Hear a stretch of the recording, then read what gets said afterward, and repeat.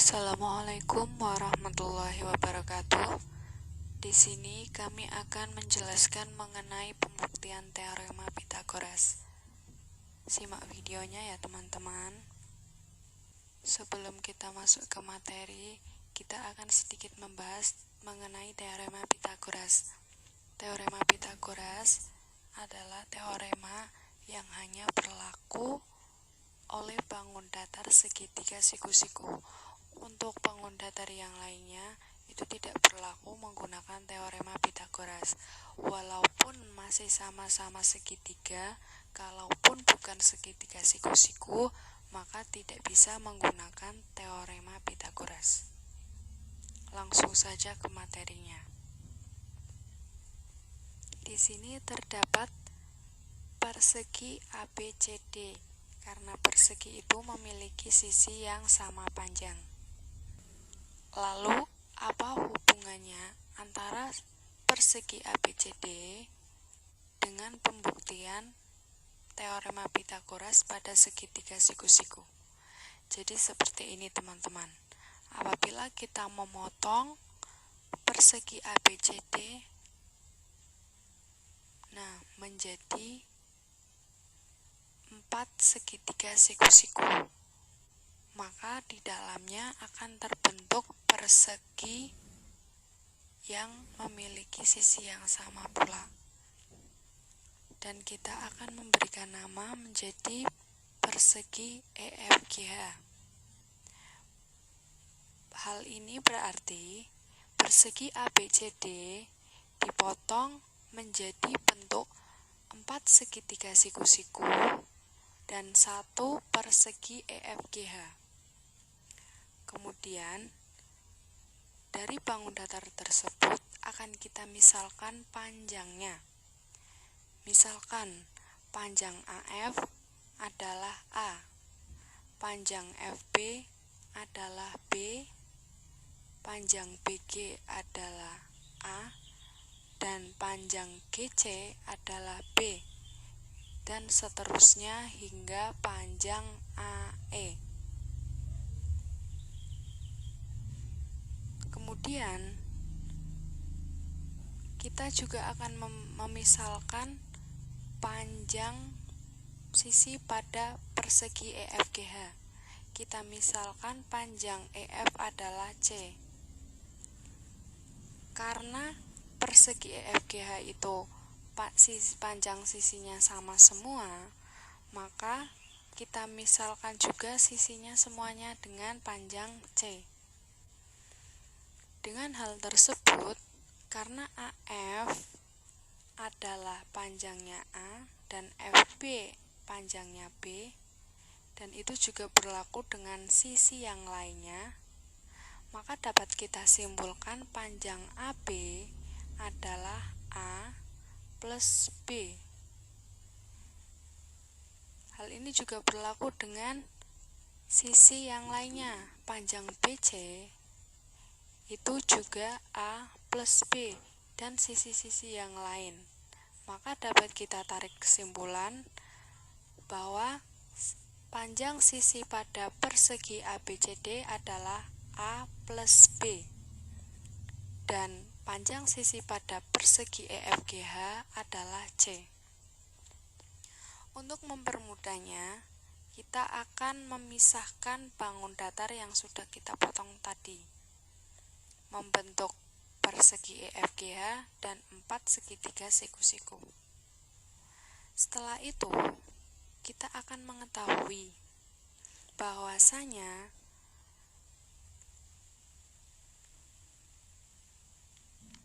persegi ABCD, persegi EFGH, dan 4 segitiga siku-siku itu berkaitan.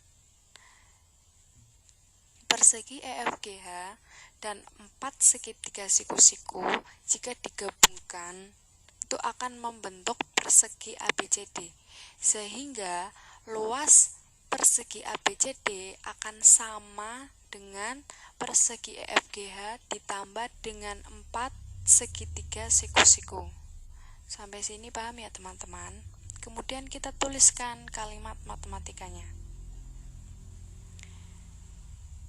Setelah itu, tahap yang pertama, kita akan mencari luas persegi ABCD terlebih dahulu. Untuk luas persegi ABCD, itu rumusnya sisi kali sisi. Masih ingat ya teman-teman materi kelas 7? Kemudian, kita substitusikan panjang sisi pada persegi ABCD.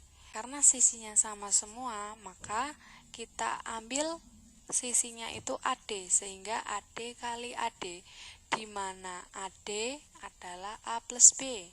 Kemudian kita substitusikan, sehingga luas persegi ABCD adalah A plus B dikali A plus B.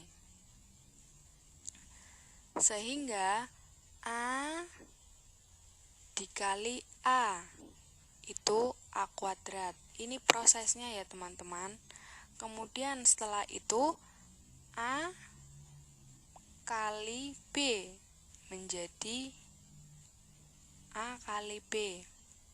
Kemudian B kali A. Dan yang terakhir B kali B yaitu B kuadrat. Kemudian A kuadrat kita tuliskan A kali B. A kali B itu sama dengan AB, dan B kali A itu juga AB. Ditambah B kuadrat, kita tuliskan di sini. Karena ada AB dan AB yang sama, variabelnya sama, maka tinggal kita jumlahkan koefisiennya. Sehingga luas persegi ABCD adalah A kuadrat ditambah 2AB ditambah B kuadrat.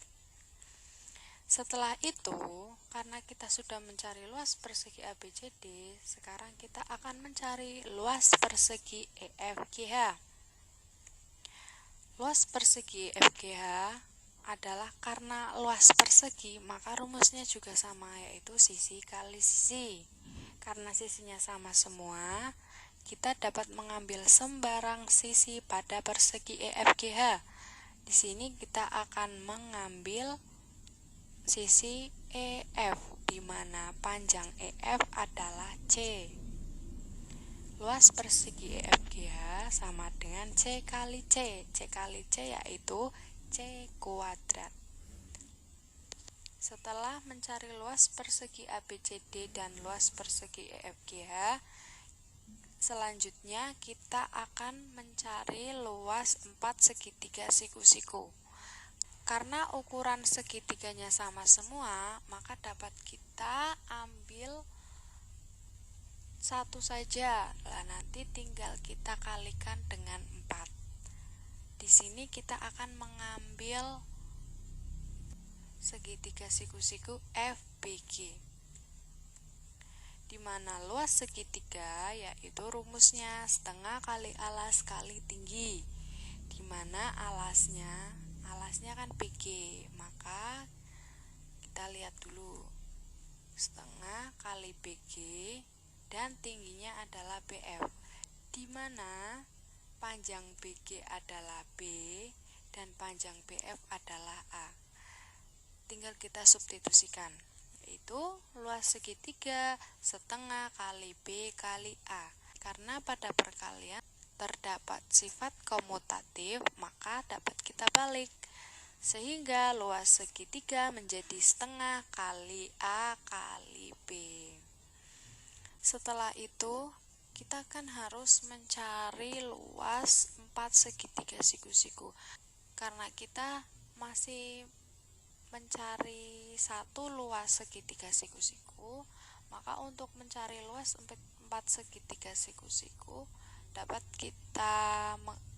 kita gunakan rumus dengan mengalikan 4, karena segitiga siku-sikunya ada 4.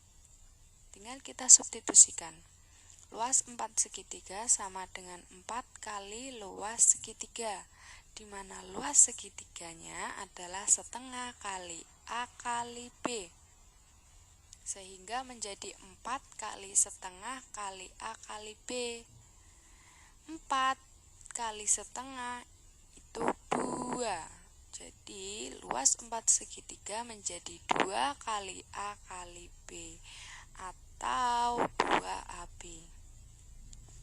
Setelah itu, karena kita sudah mencari luas persegi ABCD, luas persegi EFGH, dan luas segitiga dan luas 4 segitiga siku-siku, maka tinggal kita mensubstitusikan ke rumus yang semula, yaitu luas persegi ABCD sama dengan luas persegi EFGH ditambah luas 4 segitiga. Tinggal kita substitusikan. Luas persegi ABCD yaitu ini, A kuadrat plus 2AB plus B kuadrat sama dengan luas persegi EFGH yaitu C kuadrat ditambah luas 4 segitiga siku-siku yaitu 2AB. Karena di ruas kanan dan ruas kiri terdapat variabel dan koefisien yang sama, maka dapat kita eliminasi atau dengan mencoretnya, sehingga menjadi A kuadrat plus B kuadrat sama dengan C kuadrat. Sehingga jika kita akan mencari sisi-sisi pada segitiga siku-siku, akan berlaku teorema Pythagoras, yaitu A kuadrat plus B kuadrat sama dengan C kuadrat atau C kuadrat sama dengan A kuadrat plus B kuadrat. Itu sama saja ya teman-teman, namun dengan syarat C-nya adalah sisi miring. Sampai sini paham ya teman-teman? Kemudian kita akan masuk ke contoh soal. Rani harus mengantarkan makanan ke sawah karena neneknya sedang panen. Namun ketika sedang memasak ada kendala, sehingga waktunya tidak tepat. Untuk itu, Rani harus bergegas membawa bekal untuk neneknya. Ada 2 jalan yang harus ditempuh Rani. Untuk menjawabnya, perhatikan gambar di bawah ini. Karena jalannya ini membentuk segitiga siku-siku, di mana ada rumah Rani dan sawah nenek. Kemudian sisi miringnya adalah jalur 1 dan sisi yang lainnya yaitu jalur 2. Maka dapat kita gambarkan jalan ini menjadi segitiga siku-siku, di mana sisi miringnya tadi saat kita pembuktian, maka sisi miringnya adalah C. Kemudian sisi yang lainnya adalah AB, bebas ya. Kemudian jalur mana yang harus dipilih Rani agar cepat sampai di sawah nenek? Kita harus mengetahui terlebih dahulu panjang jarak tempuh pada jalur 1 dan jalur 2. Karena pada jalan tersebut hanya yang dapat diketahui adalah jalur 2, maka dapat kita tentukan jalur 2-nya terlebih dahulu. Jarak tempuh di jalur 2 adalah di mana kita hanya menjumlahkan antara jalan ini dengan jalan ini, sehingga kita misalkan 6HM adalah A dan 8HM adalah B, sehingga tinggal kita jumlahkan 8 tambah 6 14HM sama dengan jika dirubah ke kilometer menjadi 1,4 kilometer. Kemudian karena kita sudah mencari jalur yang 2, kita dapat mencari yang jalur 1. Karena jalur 1 adalah sisi miring dan jalan ini adalah segitiga siku-siku, maka dapat kita menggunakan teorema Pythagoras, di mana rumusnya adalah C kuadrat sama dengan A kuadrat plus B kuadrat, dengan C adalah sisi miringnya ya teman-teman. harus seperti ini. C itu harus menjadi sisi miring, sehingga nanti akan berlaku rumus C kuadrat sama dengan A kuadrat plus B kuadrat. Kemudian dapat kita substitusikan. A adalah 6 dan B adalah 8, sehingga C kuadrat sama dengan 6 kuadrat ditambah 8 kuadrat. C kuadrat sama dengan 36 ditambah 64. C kuadrat sama dengan 100. Kemudian untuk menemukan C-nya yaitu C sama dengan plus minus akar 100. Plus minus akar 100 yaitu C sama dengan plus minus 10. Karena kita mencarinya jarak, maka yang kita ambil adalah yang positif karena tidak ada jarak yang negatif. Sehingga jarak tempuh di jalur 1 adalah 10 HM atau 1 km. Karena jalur 1 dan jalur 2 lebih pendek di jalur 1, maka Rani harus melalui jalur 1 supaya makanan sampai dengan cepat karena sudah ditunggu nenek.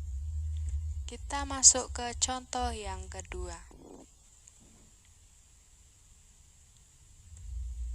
Ayah sedang membuat bingkai ventilasi udara dari kayu. Bingkai ventilasi tersebut berbentuk segitiga siku-siku. Namun ayah kekurangan kayu. Yang masih dibuat ayah hanya sisi miring dan sisi tegaknya. Ayah berencana membeli kayu untuk menutup bagian alas. Berapakah panjang kayu minimal yang harus dibeli oleh ayah? Jadi, karena ayah masih membuat sisi miring dan sisi tegak, maka dapat kita ilustrasikan sisi miringnya ini dengan C seperti biasa. Kemudian yang lainnya dengan A dan B. Untuk mencari sisi alas, bagian alas, maka kita juga bisa menggunakan teorema Pythagoras, namun dengan cara seperti ini teman-teman. Untuk rumus umumnya yaitu C kuadrat sama dengan A kuadrat plus B kuadrat. Karena kita akan mencari bagian yang B, maka A-nya harus pindah ke ruas kiri. Sehingga menjadi seperti ini ya teman-teman. Menjadi C kuadrat min A kuadrat sama dengan B kuadrat. Atau B kuadrat sama dengan C kuadrat min A kuadrat. Kemudian kita substitusikan. Sehingga hasilnya yaitu B sama dengan kurang lebih 240. Sehingga ayah harus membeli kayu lagi minimal panjangnya 240 cm. Itu minimal ya teman-teman. Kalau mau membeli yang lebih dari 240 juga boleh. Karena di sini yang dimaksudkan adalah minimalnya.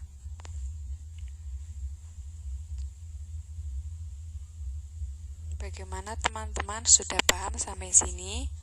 Semoga penjelasan dari kami jelas ya teman-teman, sehingga kalian bisa paham.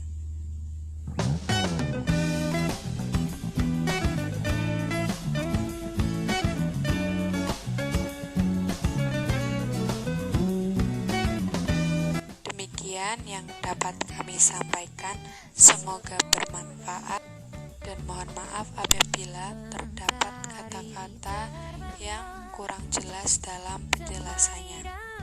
Sekian dan terima kasih. Wassalamualaikum warahmatullahi wabarakatuh.